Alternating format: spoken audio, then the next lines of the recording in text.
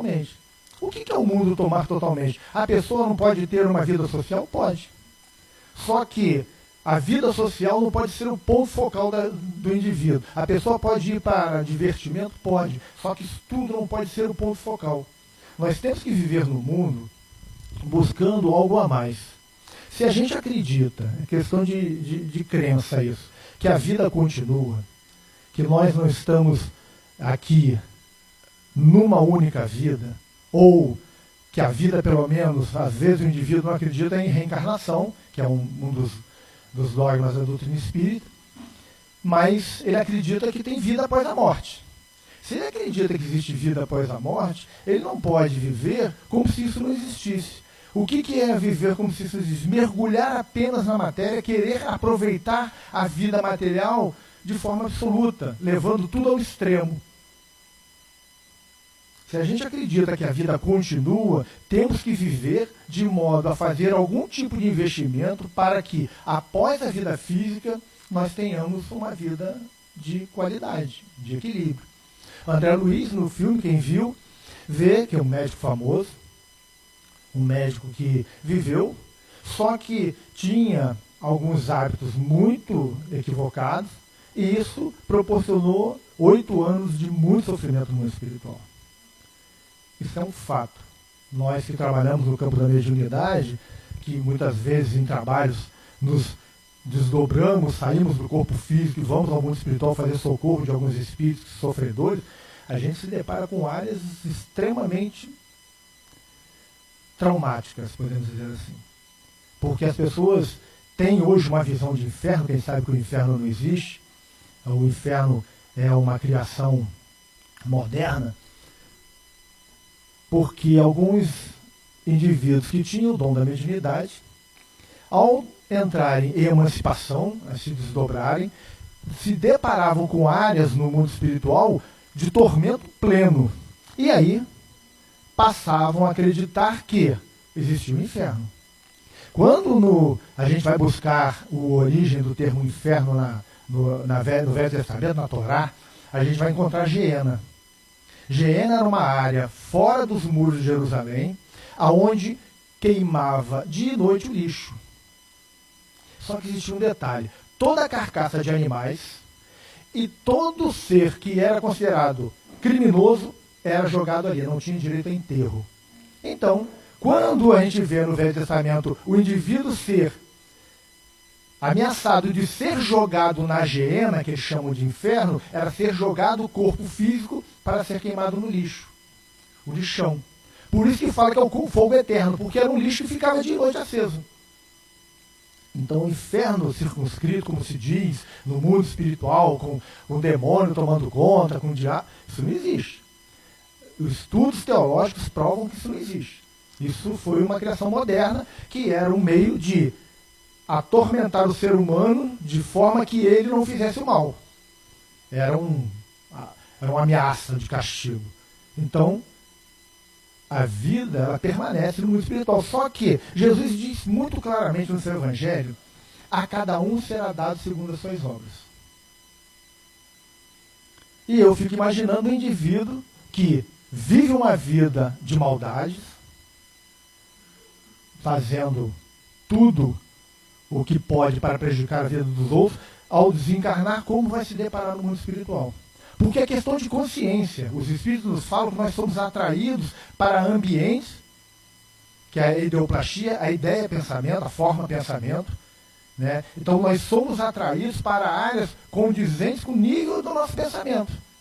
E aí o indivíduo vai ser de alguma forma atraído para lugares que ainda são áreas muito pesadas. E aí se depara com sofrimento. Porque não há como o indivíduo fazer reforma íntima sem arrependimento. Se o indivíduo não compreender os erros que cometeu, ele não se arrepende. Por que eu vou me arrepender de algo que eu não acho que está errado?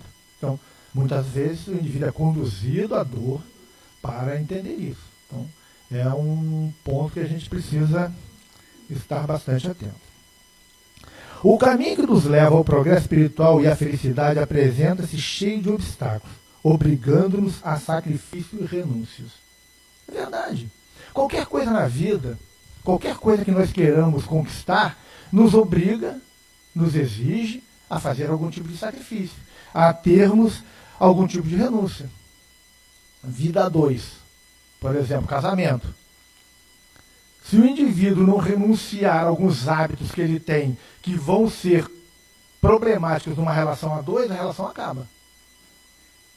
Não é verdade? Se ele não sacrificar alguns gozos que ele tem, que vão afetar o par, o casamento acaba.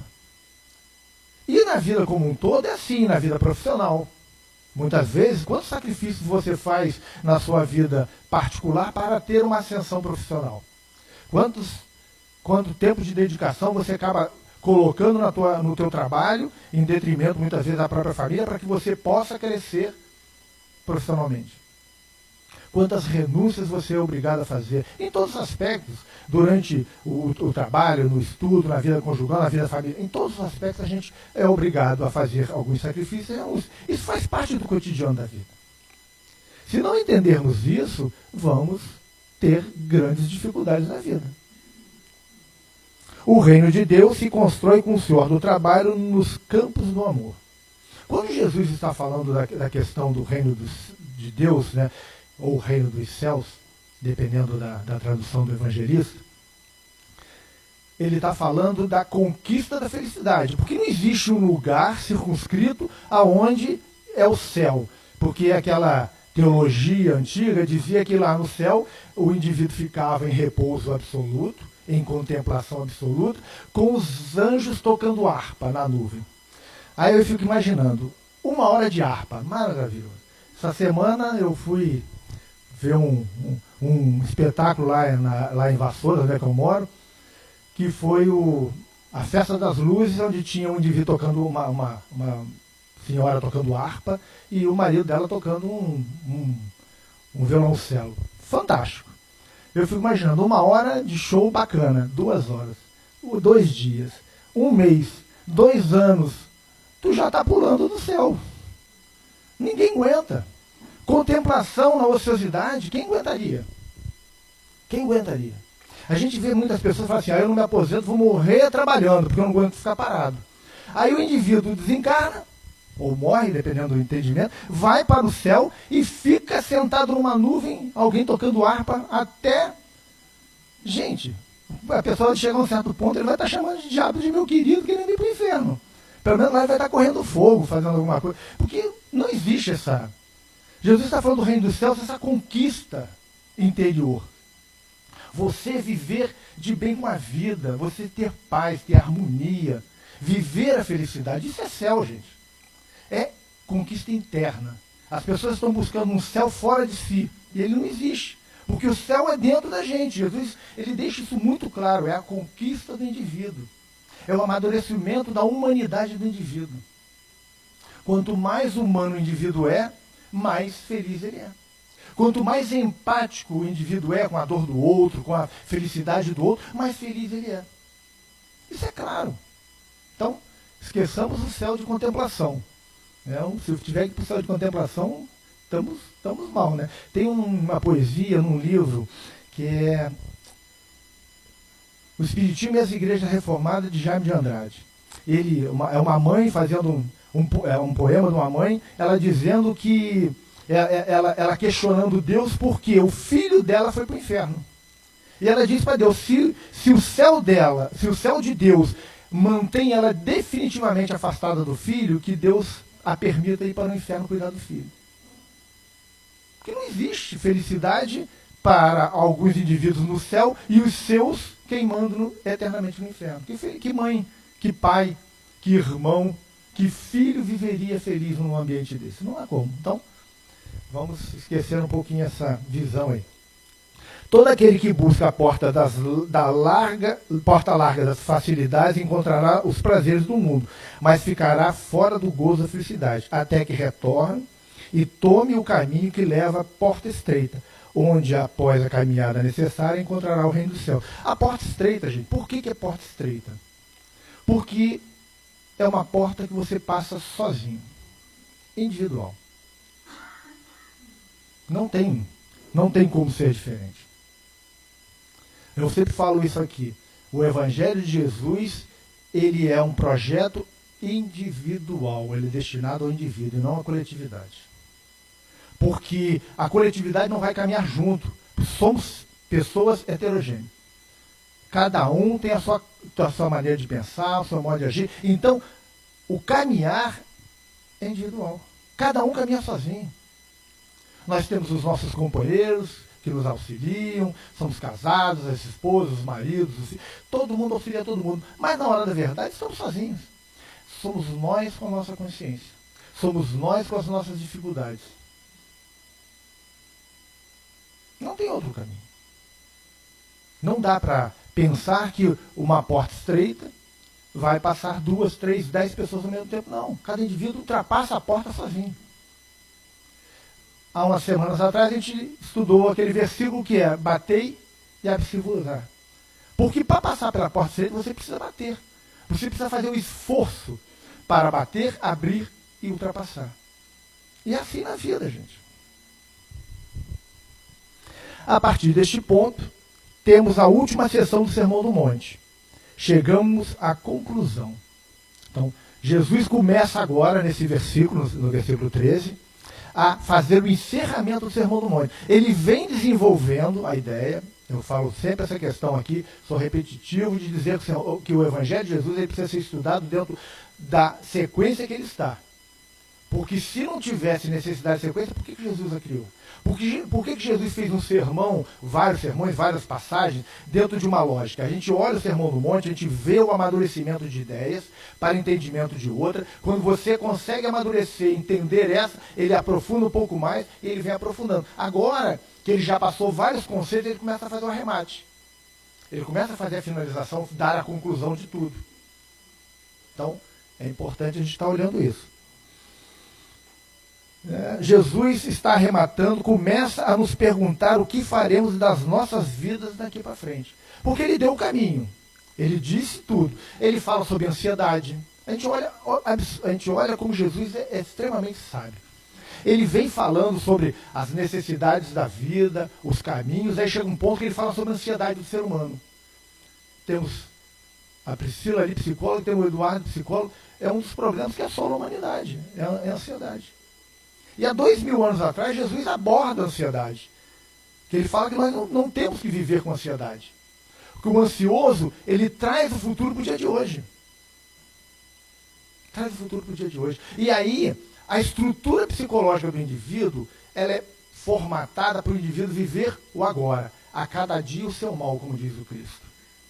O meu mal é hoje.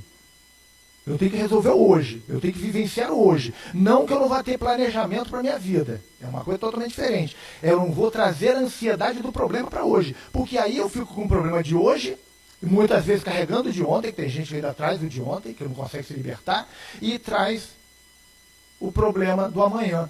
A estrutura psicológica do indivíduo não aguenta, não suporta, e o indivíduo entra em crise. E aí começa a todas as síndromes psicológicas que a gente encontra hoje na vida. Então, a gente precisa... eu estou enfermo? Estou. Eu vou tratar o meu dia de hoje. Vou cuidar do meu dia de hoje. Foi biscoito embaixo. Alguém queimou o biscoito. Não, eu senti agora. Então, o que acontece? Se o indivíduo ele não tiver essa percepção de que ele precisa viver a cada dia o seu momento...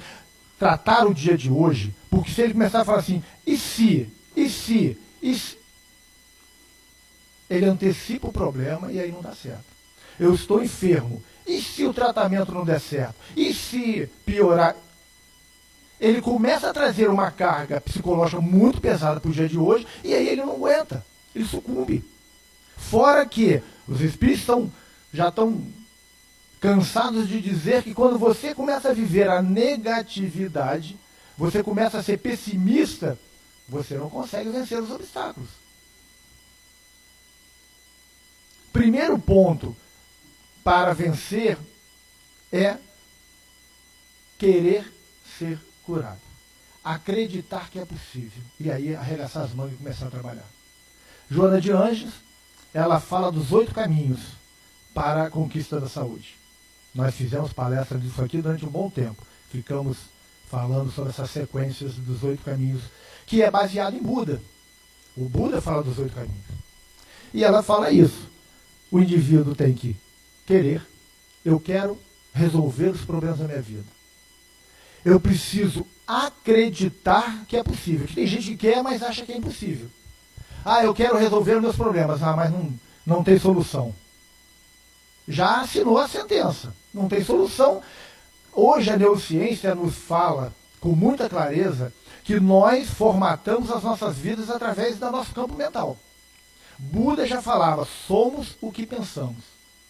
Se o indivíduo já parte do princípio de que não é possível, perdeu a guerra, perdeu a batalha. E aí o que a Joana fala? Eu quero, eu acredito. E aí ela diz o falar retamente, que é alinhar o verbo com a intenção. Porque tem gente que quer, acredita, mas fala de forma tão negativa que aí o André Luiz fala que as nossas palavras, os nossos pensamentos se propagam e voltam acrescidos de pensamentos e palavras iguais às nossas. Se eu estou propagando coisas pessimistas, eu vou ser bombardeado por elas. E aí eu me destruo. Depois disso, o que ele fala? Eu preciso operar retamente. O que é? Arregaçar as mangas e trabalhar para a resolução dos meus problemas. Se eu não fizer isso, eu não venço. Temos que ter uma postura mental, alimentar a nossa casa mental de coisas boas. É difícil? É difícil. Porque nos visita o tempo todo pensamento negativo. O mundo está aí repleto disso. Mas o que eu faço? Surgiu um pensamento negativo, eu substituo ele rapidamente por uma coisa boa. Lembro de um fato bom que aconteceu na minha vida. A mente não consegue pensar em 2 coisas ao mesmo tempo. Se eu não consigo pensar em 2 coisas ao mesmo tempo, o que eu faço? Entrou um pensamento negativo, eu lembro de um fato alegre, bom que aconteceu na minha vida, e aí eu substituo, eu neutralizo aquilo. E eu vou vivendo de forma condizente com o que eu preciso para vencer os meus obstáculos. Vencer o hoje. A cada dia o seu mal, eu vou vencer o hoje. E eu vou vencendo, vou andando, vou caminhando. Quando eu me deparo lá na frente, eu me modifiquei. Porque reforma íntima, gente, é uma coisa extremamente difícil. Mas não é impossível. Se fosse impossível, a gente não encontraria na humanidade tantos exemplos. Que são os exemplos famosos e os anônimos. Tantas pessoas que vivem uma vida de extrema qualidade na maior simplicidade. Quando a gente olha um Chico Xavier, quando a gente olha um Francisco de Assis, uma Madre Teresa, uma Irmã Dulce e tantos outros, Bezerra de Menezes, Eurípides Barçanufo, temos uma infinidade em todas as religiões, diga-se de passagem, pessoas que conseguiram encontrar o ponto de equilíbrio. E aí, o caminho do meio que Buda fala, nem um extremo, nem o outro. Tem gente que é eufórico demais, tem gente que é pessimista demais. O caminho do equilíbrio é viver com equilíbrio. Viveu com equilíbrio, vai ultrapassar a porta estreita. Com muita facilidade. Vamos lá. Não está em pauta algumas questões éticas, mas preceitos que precisamos aplicar e pôr em prática em nosso dia a dia. Jesus, ele dá... o que Jesus nos passa são coisas muito práticas. Se você tiver um problema qualquer e buscar no Evangelho uma solução, você vai encontrar uma resposta clara e objetiva de Jesus sobre o caso. Basta ter olhos para ver. Você vai encontrar. E aí você vai entender que a vida tem solução. Que tudo tem solução. Não estamos diante de ideias teóricas, mas de algo profundo que deve daqui para frente caracterizar nossas vidas. Algumas pessoas perguntam às vezes para mim, você acredita na reencarnação, você acredita nos espíritos? Eu falo, não. Eu tenho certeza absoluta. Já passou do ponto de acreditar. Se depois de 43 anos, vivendo dentro da mediunidade, conversando com o espírito, vendo o espírito, eu falar que eu acredito, já não estou mais na fase do acreditar. Eu estou na certeza absoluta. Tratamento espiritual. O pessoal daqui mais antigo sabe muito bem do que eu estou falando. Quantos indivíduos entraram aqui, desenganados, e saíram curados? E quantos entraram desenganados e não foram curados?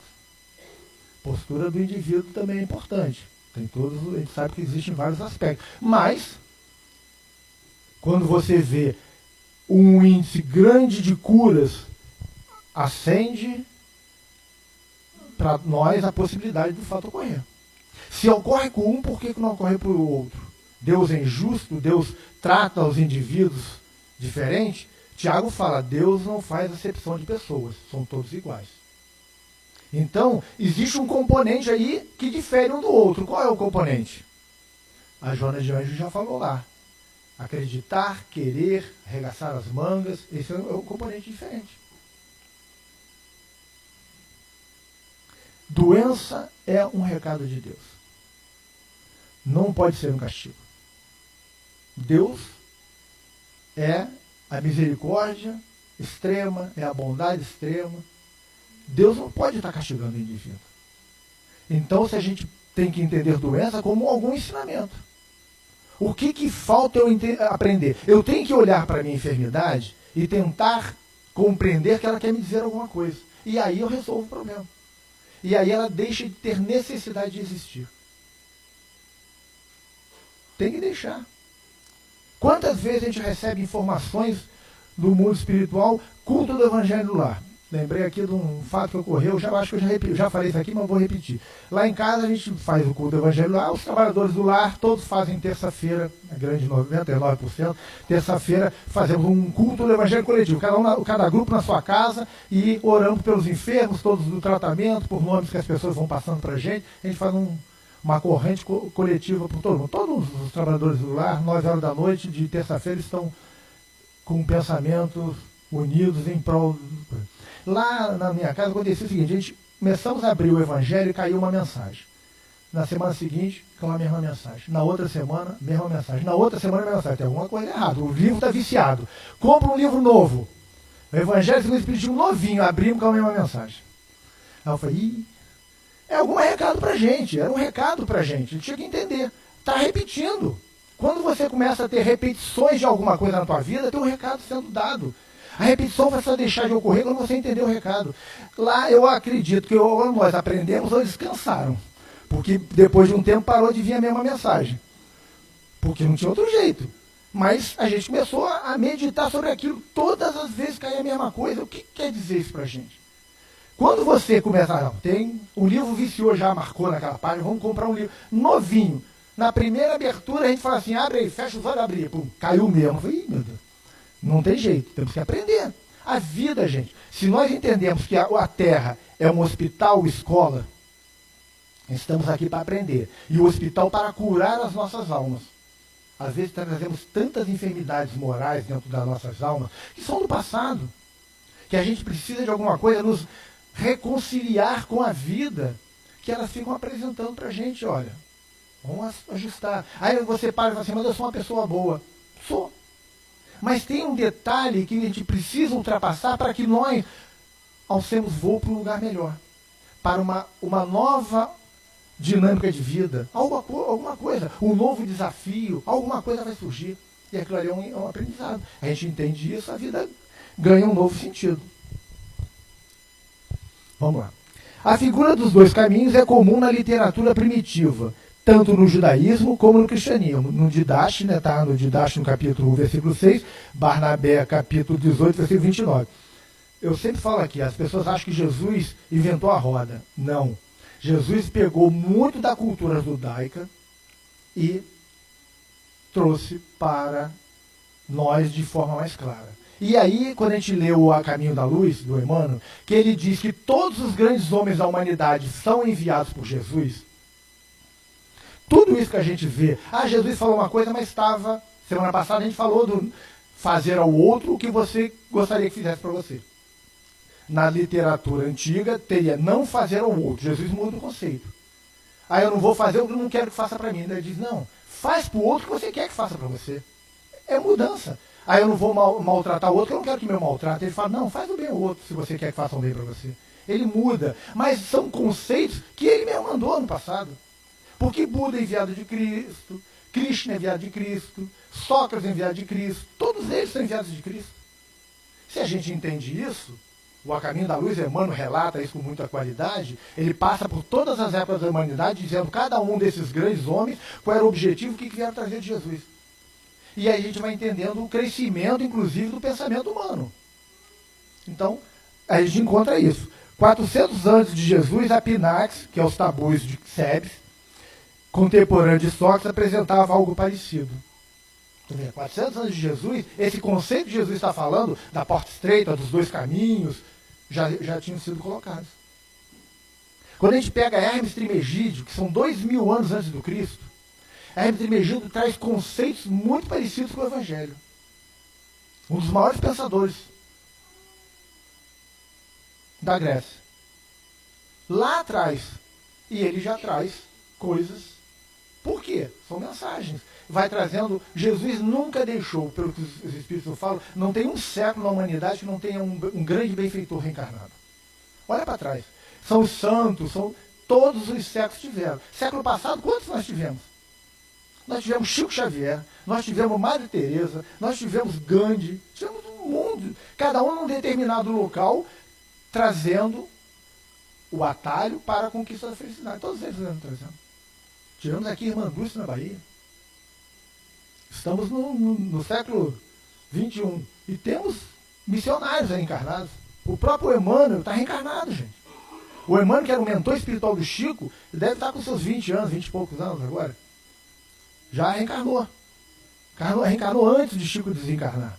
Porque ele vem, segundo Chico Xavier nos disse antes de desencarnar, viria para fazer reforma da educação brasileira. O objetivo dele seria esse. E é um espírito de escola, de alto nível. O Emmanuel é um espírito muito evoluído. Viria para ajudar na educação. Aí quando a gente olha para a educação brasileira, a gente entende por quê. Precisa vir pensadores. Alguém que reforme, que traga novidades, que traga uma conceituação nova para que a gente saia do atoleiro que estamos. Atoleiro individual, gente. Não estou nem falando em política, não. Individual, ser humano. A gente precisa mudar. Quando a gente olha para os nossos jovens, é extremamente preocupante o que a gente tem visto por aí. A gente eu moro em Vassouras, estamos tendo lá jogos estudantis. Volta e meia tem jogos estudantis. Vai gente em todas as faculdades, de tudo que é canto aí do Brasil, participar de jogos lá. Gente, é um antro. Você vê droga, sexo no meio da rua, os jovens assim, andam seminus. Aí você fica assim, meu Deus, esses aí são os médicos, os engenheiros, são os que nós vamos. Aí você fica vendo assim, meu Deus, como estamos? E aí a gente fica pensando, algo tem que mudar. Porque senão onde a gente vai parar? A gente vê isso. Então, temos que olhar com bastante cautela para o que está acontecendo com os nossos jovens, com as nossas crianças. Os nossos jovens, eles cada vez mais estão órfãos de pais vivos. Os pais, quando inventaram o celular, foi uma maravilha. O filho está perturbando, dá o celular na mão. E aí a internet educa o filho. Aí dá no que dá, gente.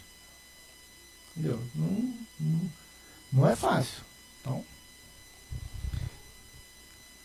estreito do grego, estenos. A gente vê falar sobre estenose, né? O estreitamento, é um termo médico. Estreitamento da coluna, uma estenose, que às vezes acontece alguma artéria, alguma veia.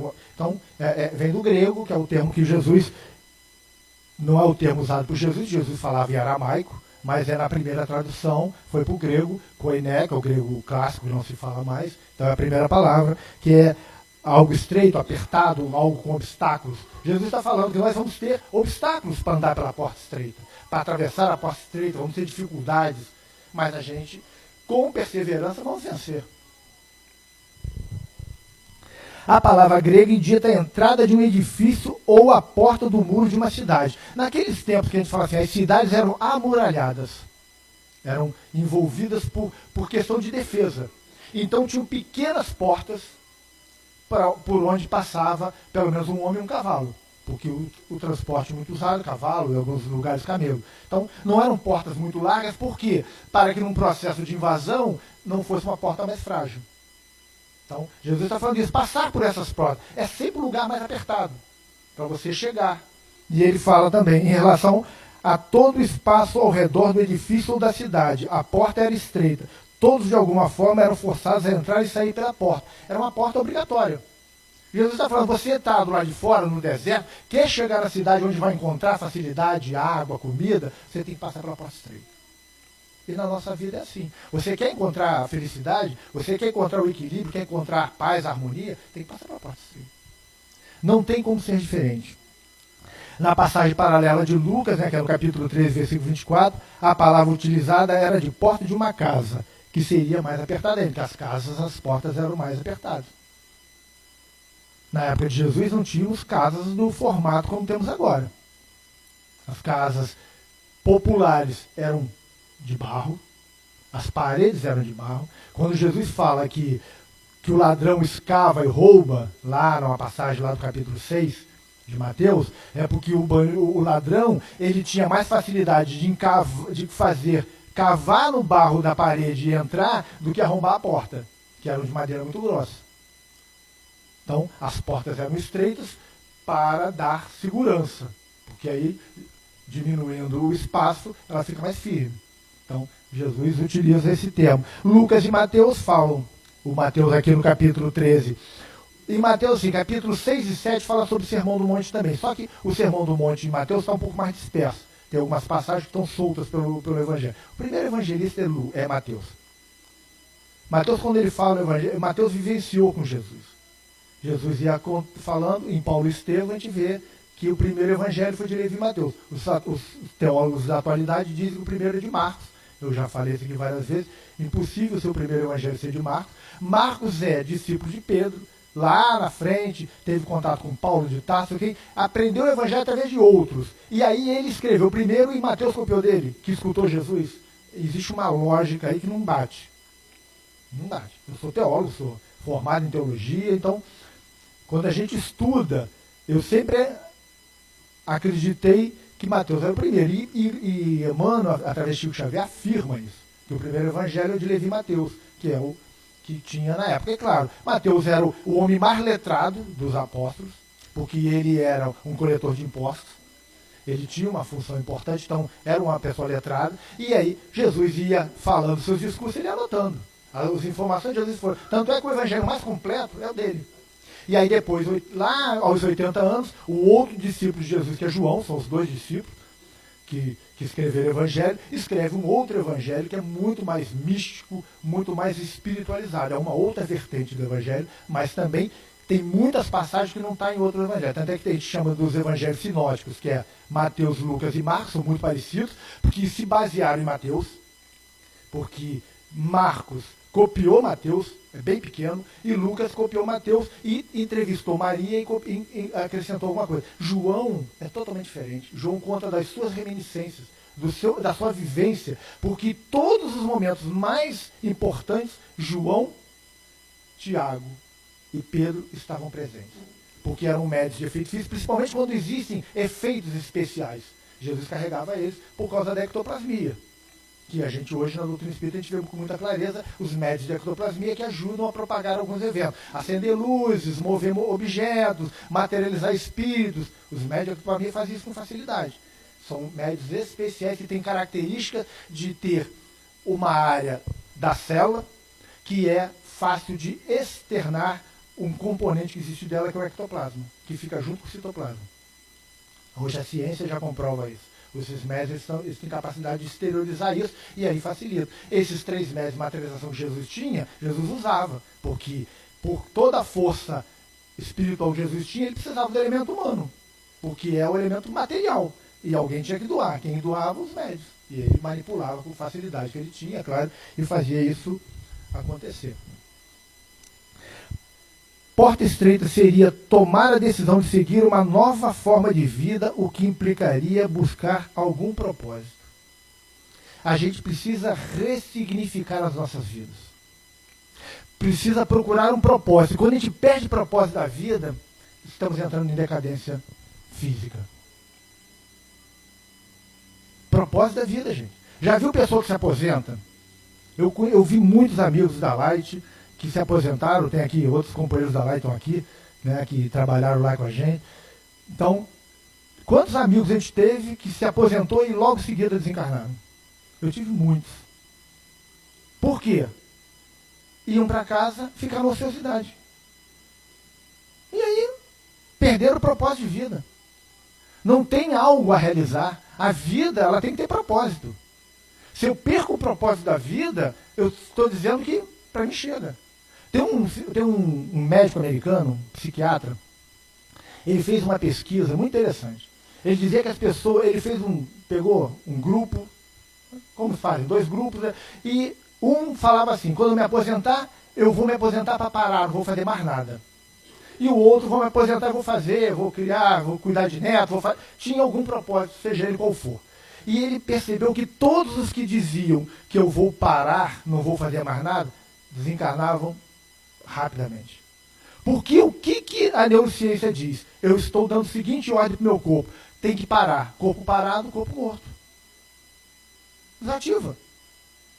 E ele tem uma pesquisa onde ele mostra isso. Que os indivíduos que não tinham mais nenhum propósito na vida, que diziam que iam se aposentar para não fazer mais nada, não fazer mais nada é ir para o mundo espiritual, gente. Fisicamente você não faz mais nada. Isso é científico, gente. Isso é pesquisa científica. Então a gente tem que ter propósito na vida. Tem que ter alguma coisa para fazer. Não é, não é ter que ter religião, não é ter que ter atividade filantrópica. Não, é ter alguma coisa que dê propósito. Alguma coisa que dê propósito. Continua os planos, os objetivos, as ideias. Pensar a longo prazo. Eu vou realizar alguma coisa a longo prazo. Porque aí você mantém o vigor físico para continuar. Porque a tua mente, somos o que pensamos. Uma mente que tem planejamento, ela mantém o corpo vivo para realizar o planejamento. Quem não tem nada para realizar, encerra o ciclo. Então precisamos olhar para a vida desse jeito. Jesus ensina-nos que após estudarmos o Sermão do Monte, temos que decidir qual o caminho a seguir, tomando consciência do que ele oferece e as consequências da nossa escolha. Isso é fato. As nossas escolhas têm consequências. A colheita é livre. O plantio é livre, desculpa. Todo mundo planta o que quer. Colher, eu não colher o que eu quero. Eu vou colher o que eu plantei. Porque se eu plantar uva, eu não vou imaginar que eu vou colher abacate. Eu vou colher sempre o que eu estou plantando.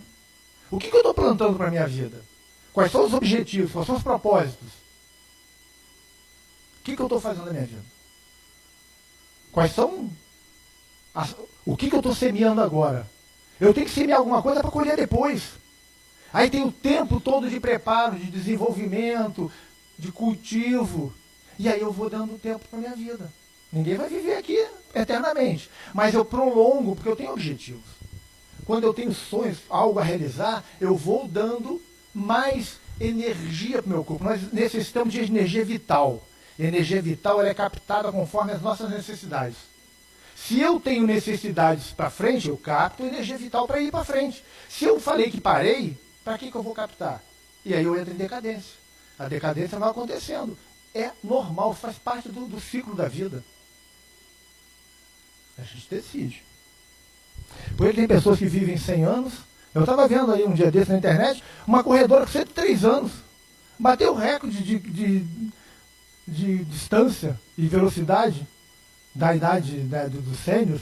103 anos. Japonesinha lá, devia ser japonês, que tinha um olhinho puxadinho, do Oriente. 103 anos. Qual era o objetivo dela? Vivia uma vida atlética, queria conquistar, estava vivendo. Tem gente com 60 que se dá uma corrida ali para ali infarta. Né? Ela tinha um objetivo de vida. É o que eu falo, o objetivo de vida tem que nortear a nossa vida.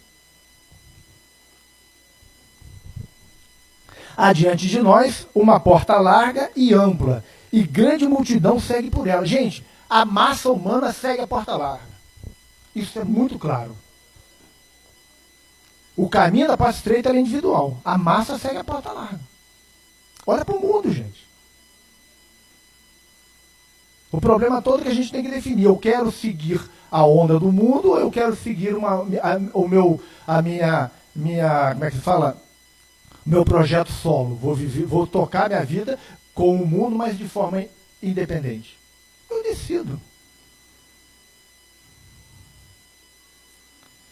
Seguindo por essa porta, observamos o início de um caminho largo e espaçoso. Vários prazeres do mundo, muita felicidade, pessoas aparentemente felizes. Porque existe a falsa felicidade. Porque as pessoas confundem momentos alegres com felicidade. A felicidade ela é plena. O indivíduo conquistou a felicidade, ele vive a epopeia da felicidade eternamente. Nós temos momentos alegres que classificamos como felicidade, quando na verdade não é. Felicidade ainda não. Jesus disse que ainda não é deste mundo. Ainda não é. Ela é conquista do indivíduo. Fala assim, Jesus viveu, foi ao Calvário, sofreu, passou por tudo aquilo. Era feliz? Plenamente feliz. Ele tinha consciência do projeto que ele estava ali desenvolvendo, que era deixar para a gente um legado. Sabia, tanto é que Jesus anuncia durante todo o seu evangelho, toda a sua trajetória, foram os 3 anos de trajetória de Jesus aqui na Terra, que foram do messianato dele, falando sobre isso, que ele iria ser crucificado. Ele fala o tempo todo, porque ele sabia que era um projeto. Porque qual era o objetivo da crucificação de Jesus? Provar que a vida continua. Que ele retornou depois. Plenamente isso. Que há possibilidade de, apesar das dores do mundo, ser feliz. Eu falo sempre aqui, uma coisa é você sentir dor, outra coisa é viver sofrimento. A dor é inevitável. Deu uma topada, vai sentir dor. Não tem como não sentir. Dedão do pé ficar latejando, vai doer. Não é verdade? Sentiu, bateu alguma coisa em você com mais força, vai te criar uma dor. Agora, o sofrimento é opção. Eu transformo a dor em sofrimento, pelas minhas escolhas. Eu posso vivenciar a dor sem sofrer. E eu posso ficar me lamentando a vida inteira que eu dei uma topada, que eu sou um desgraçado, que a vida não me ajuda, e aí vou viver sofrendo. Tudo é questão de escolha. Quer apertado, quer espaçoso, implica numa forma de viver. Quando escolhemos o caminho e começamos a caminhar, temos por objetivo chegar a algum lugar. É o que eu falei, é o propósito. Eu quero chegar a algum lugar. Esse é que dá longevidade à vida. O grande problema é que quando escolhemos um determinado caminho, entramos pela porta, a vida nos impulsiona a caminhar por esse caminho. Quando eu escolho o caminho, a vida me empurra para caminhar por ele. Que Jesus diz, no versículo seguinte, da semana que vem, ele diz que a porta estreita leva ao caminho apertado. Não vai levar uma vida de facilidades. Quando você passa pelo caminho apertado, aí sim, a felicidade chega. Mas o caminho é apertado. Ele não disse que vai ser. Ele disse que a porta larga leva a um caminho espaçoso. Que é um caminho de facilidade. Só que as facilidades, às vezes, nos jogam em sofrimentos sérios. Essas palavras ensinam que o caminho do mundo é fácil de percorrer e recebe muitas pessoas com sonhos e ideias diferentes sobre o objetivo de vida. O caminho largo, ele nos proporciona vários prazeres do mundo. O jovem que entra para as drogas, o que ele está fazendo? Ele está vivendo um prazer momentâneo que a droga dá. Porque dizer para o jovem que a droga não traz prazer é mentira. Porque a droga traz prazer. O problema é a consequência do que isso traz. A dependência que isso vem causar depois. E aí, todo o mal moral e ético que isso causa. Então, quando a gente vai combater a droga, a gente aqui fala com os nossos jovens, a gente não diz que a droga é uma coisa horrível. Porque eles sabem, através dos relatos dos amigos, que aquilo dá um barato, né, que eles dizem um prazer. O problema é as consequências disso. Você tem que deixar isso muito claro. Porque senão o jovem vai experimentar. E o experimentar, muitas vezes, pode ser uma porta larga que não tem volta. A turba de insensatos opta por esse caminho por causa das facilidades e prazeres ofertados. Assim também é da vontade de vosso Pai, que está errado aqui nos céus, que nenhum desses pequeninos se perca. Jesus disse isso. Deus não quer que ninguém se perca. Por isso que a porta leva a dor, leva ao sofrimento, a porta larga. Porque o sofrimento e a dor te obriga a recuar. E aí, como você recua, você reinicia. Ele faz você retroagir para estar diante de novo das duas portas, escolher a que você quer. Ele sempre vai fazer você retroagir até tu encontrar a porta certa. E o que faz você voltar para trás é a dor. A dor nos para. O indivíduo, quando sente dor, ele para. Porque ele não vai avante. Tem uma coisa te espetando, você continua indo em direção àquilo? Não, você para. é Deus te fazendo retroagir para repensar e buscar o outro caminho. Porque aquele está te levando à dor. Então eu preciso encontrar o outro. Conduz do grego apagou.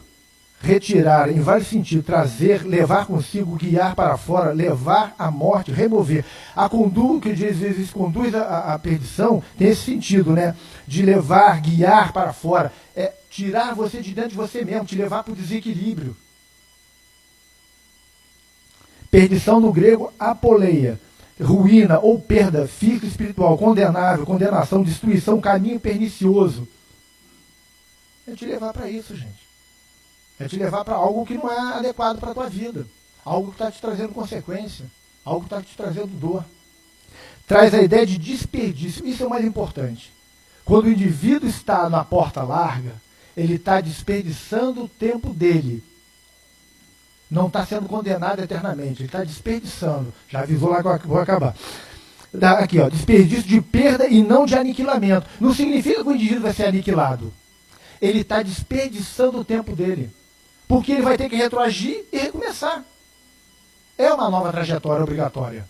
É isso que está dizendo. Não existe a condenação eterna. Não teria um Deus bom. Os atributos de Deus caem por terra se a gente acreditar que Deus nos condena eternamente.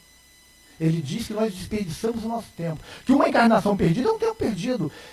Fazemos uma análise com uma criança que está estudando. Passa a série toda fazendo notas ruins, chega no final do ano e é reprovado. Tem que fazer o quê? Cursar de novo aqueles. Não é um desperdício de tempo, perder um ano.